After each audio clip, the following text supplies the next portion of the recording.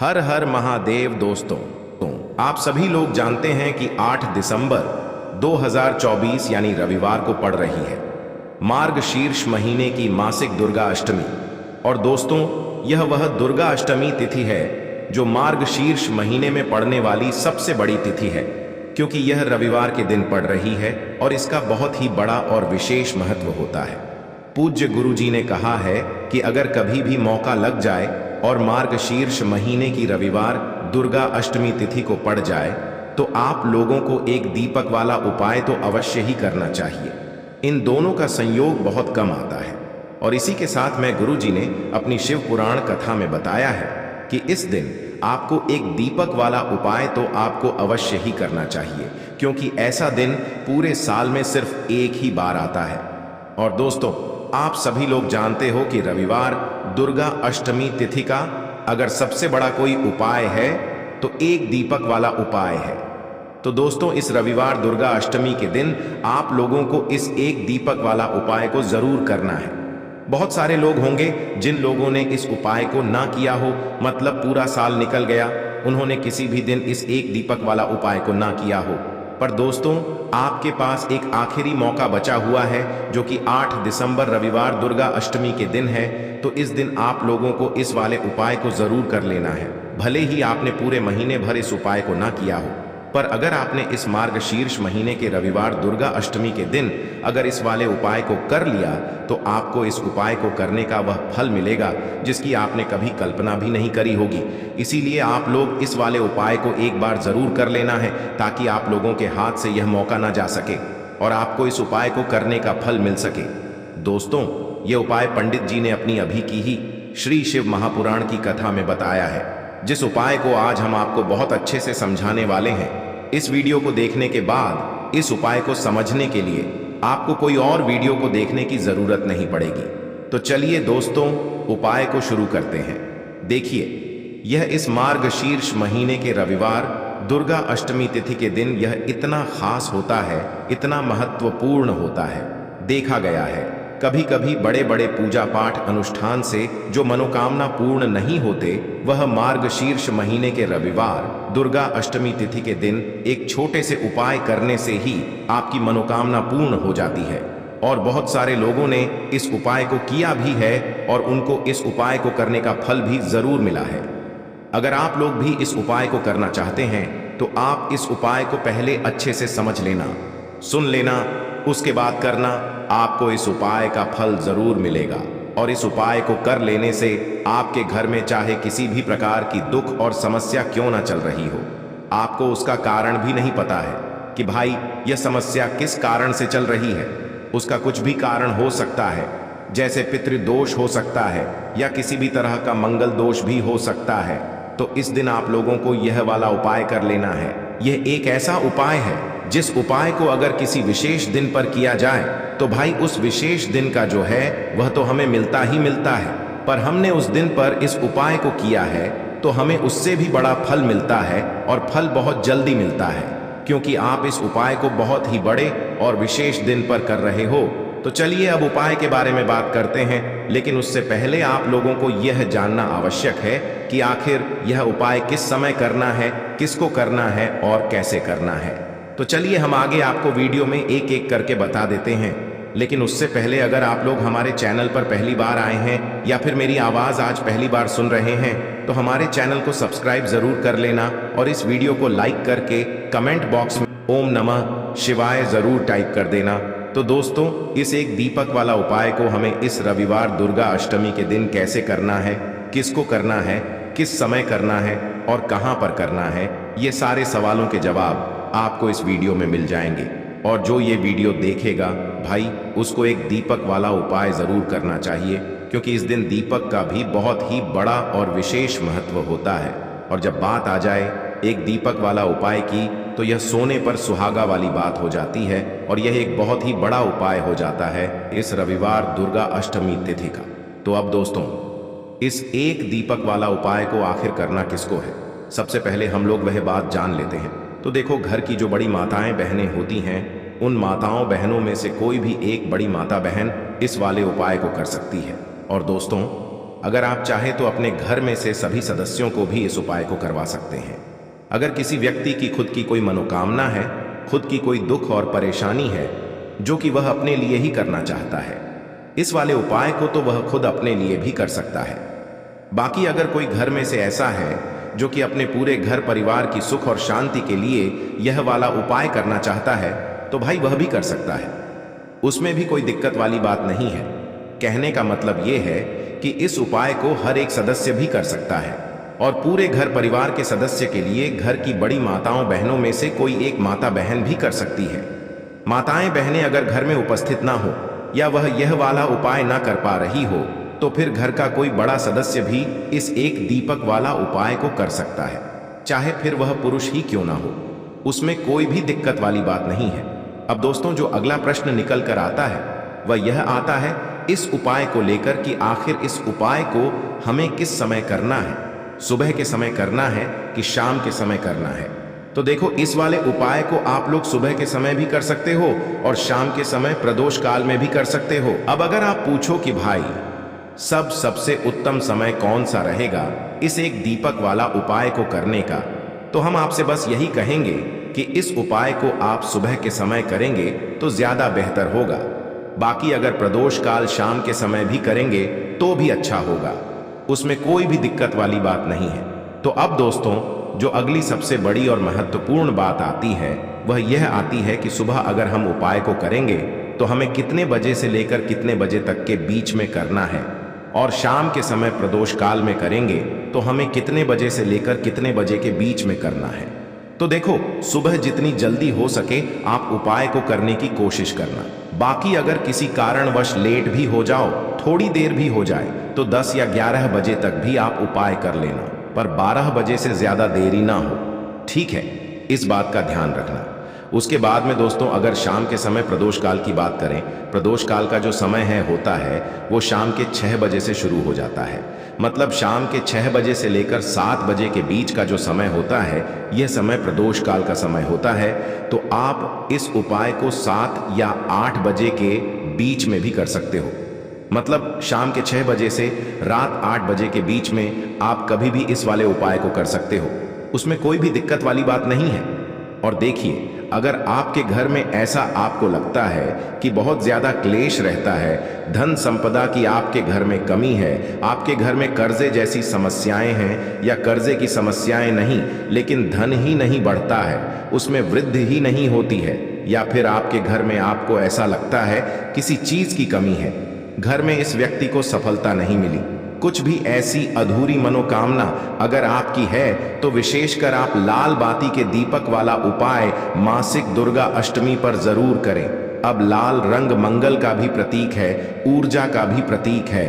तो जो लोग अपने जीवन में कुछ कर नहीं पा रहे हैं, या जिन लोगों को ऐसा लगता है कि एक ही जगह पर अटक गए हैं, इससे आगे ही नहीं बढ़ पा रहे हैं, तो उन लोगों को भी यह लाल बाती के दीपक वाला उपाय अपने घर पर जरूर विशेष रूप से करना चाहिए, क्योंकि यही वह एक दीपक है और यही वह एक उपाय है जिस उपाय को करने से मां दुर्गा से जो आप मांग लेते हैं वह आपको मिल जाता है। इसी के साथ आपको बता दें कि इस दिन बहुत ही उत्तम और दुर्लभ योगों का निर्माण हो रहा है। देखिए, आपको बता दें, इस दिन वाणिज्य एवं भवकरण का निर्माण हो रहा है, और इस योग में मां दुर्गा की पूजा अर्चना करने से, उपाय करने से मां की विशेष कृपा को मिलती है। इसी के साथ सतविषा नक्षत्र का संयोग भी बन रहा है और अभिजीत मुहूर्त का भी इस दिन निर्माण हो रहा है। अब देखिए, आपको बता दें कि इन योगों में मां दुर्गा की पूजा अर्चना करने से, उनकी उपासना करने से समस्त मनोकामनाएं व्यक्ति की पूरी होती हैं। साथ ही साथ जीवन में जो दुख व्याप्त हैं, मतलब बहुत ज्यादा कष्टों से आपका जीवन भरा हुआ है हर तरफ से, अगर जीवन में दुख है तो इस मौके को बिल्कुल ना जाने दें, और यह लाल बाती के दीपक वाला उपाय इस दिन आप जरूर करें। तो चलिए बात कर लेते हैं किस तरह से आपको दीपक को सबसे पहले तैयार करना है। अब उपाय किस समय करेंगे, तो सुबह में भी कर सकते हैं, लेकिन शाम का समय इस उपाय के लिए सबसे उत्तम है। शाम का समय किस समय? 6 बजे से लेकर 9 बजे तक का समय बहुत लाभकारी है इस उपाय के लिए। तो देखिए, सबसे पहले तो आपको एक दीपक लेना है। दीपक आप यहां पर मिट्टी का भी ले सकते हैं, पीतल का भी ले सकते हैं, किसी भी धातु का दीपक आप यहां पर ले सकते हैं, ठीक है ना।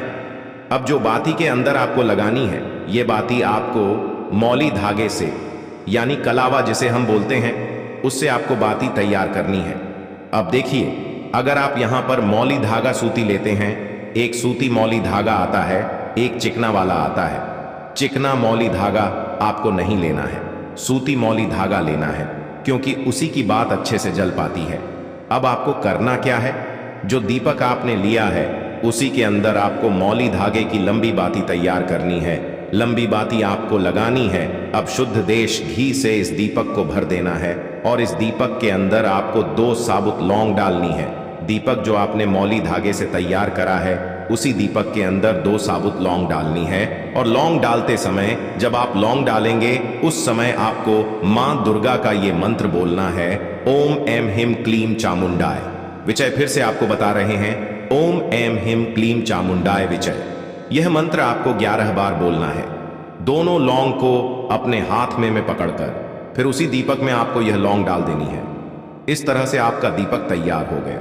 अब यह दीपक आपको अपने घर के मंदिर में मां दुर्गा के सामने जलाना है, प्रज्वलित करना है और हाथ जोड़कर मां दुर्गा से प्रार्थना करनी है कि हे जगदम्बे, मेरी यह मनोकामना है, मेरी यह प्रार्थना है, मेरी इच्छा है, बहुत लंबे समय से अटकी हुई है, अधूरी है, मेरा यह काम बनता ही नहीं है।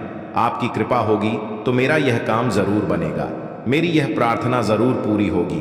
तो इस तरह से आपको मां दू से प्रार्थना कर लेनी है। मां जगदम्बे से सब कुछ कह देना है, जो भी आपको अपने जीवन में चाहिए।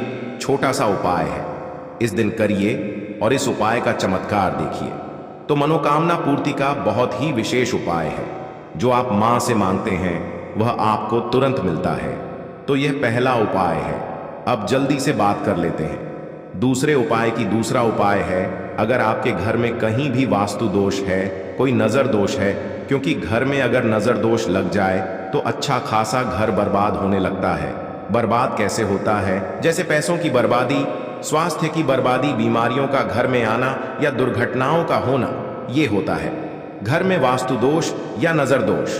अब देखिए, वास्तु दोष अपने आप भी उत्पन्न हो जाता है बहुत बार। अब आपको छोटा सा उपाय इस दिन करना है, आपके घर से नजर दोष भी दूर हो जाएगी, वास्तु दोष भी दूर हो जाएगा। साथ ही साथ आपके घर में जो काम अटक चुके हैं, जैसा होता है ना कि घर में काम नहीं हो पा रहा है, कोई काम बनता ही नहीं है, अड़चन आ जाती है या अटक जाती है, रुकावट आ जाती है, तो आपको करना क्या है इस दिन?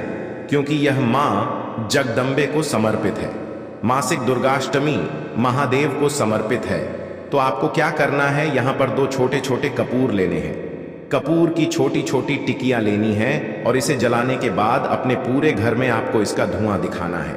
अब देखिए, कपूर जलाने मात्र से आपको सीधे सीधे अश्वमेघ यज्ञ का फल मिल जाता है।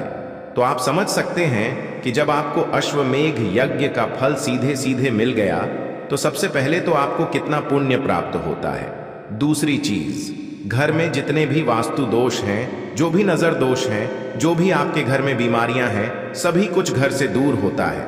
क्योंकि कभी कभी बीमारियां नजर की वजह से भी आ जाती हैं।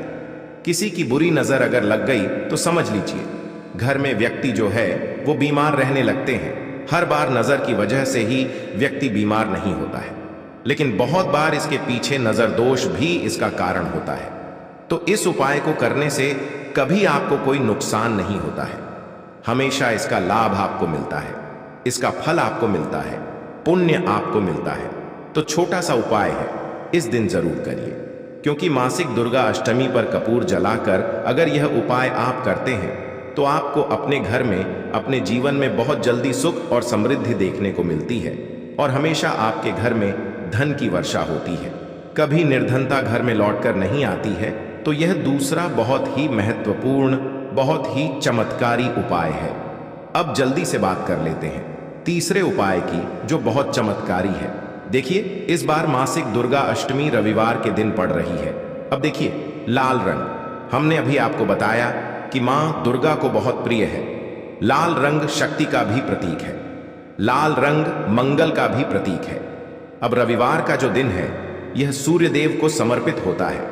अब सूर्य भगवान ही हमारे जीवन में हमें मान सम्मान और उच्च पदों की प्राप्ति कराते हैं। मतलब जो व्यक्ति अपनी कुंडली में सूर्य को मजबूत रखता है उसे हर जगह से मान सम्मान मिलता है, क्योंकि वो अपने जीवन में इतना धन प्राप्त करता है, हर जगह उसका नाम होता है। तो आपको करना क्या है, इस दिन थोड़ा सा गुड़ जल में डालकर आपको सूर्य भगवान को अर्घ जरूर देना है। छोटा सा उपाय, लेकिन भाग्य को रातों रात चमकाने वाला है। करिए उपाय और इसका चमत्कार देखिए। तो देखिए, कुछ भी ऐसा जो आपको पूछना हो कमेंट सेक्शन में आप पूछ सकते हैं। बहुत अच्छे से आपको उपाय बताने और समझाने का प्रयास किया है। एक एक उपाय हमने इस वीडियो में उत्तम ही आपको बताया है, जिससे कि आपको लाभ हो। अब देखिए, बहुत सारे लोगों के प्रश्न होते हैं कि क्या यह सारे उपाय हम एक साथ कर सकते हैं।